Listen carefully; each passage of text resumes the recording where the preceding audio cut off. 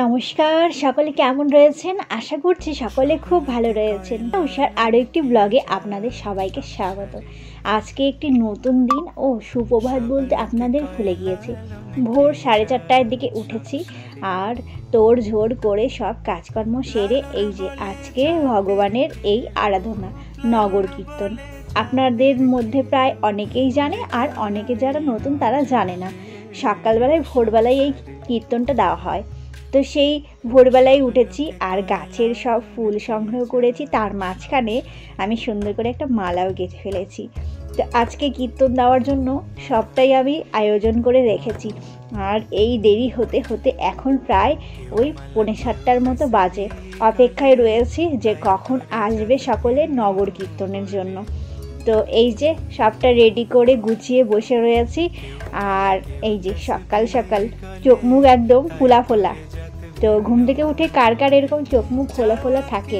আমার এই যে আপনাদের সঙ্গে গল্প করতে করতে ওনারা চলে এসেছে। তো ওনাদের আমি আসন দিয়েই রেখেছিলাম, তো এসে ওনারা বসে পড়েছে। আর এই যে দেখছেন না যে একজন খোল বাজাচ্ছে, ও আমার পাশের বাড়ির ননদ হয়। ও সুন্দর খোল বাজায়। আর ও আমাকে বলছে, বৌদি তুমি যে ভিডিও করছো সেটা কি ব্লগে দিবে? আমাকে কিন্তু দেখাবে না।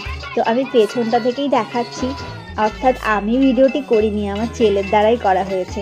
আর এই যে ওর সঙ্গে এই কথাই চলছিল। ও আমাকে বলছে আমাকে কিন্তু দেখিও না, ও কিন্তু ভীষণ খোল বাজায়, সুন্দর। তো ভীষণ ভালো লাগলো ওর খোল বাজানোটা আজকে আমি সামনে থেকে দেখতে পেয়ে আর আপনাদের সামনে তুলে ধরতে পেরে। তো চলুন কীর্তনটা শুনি।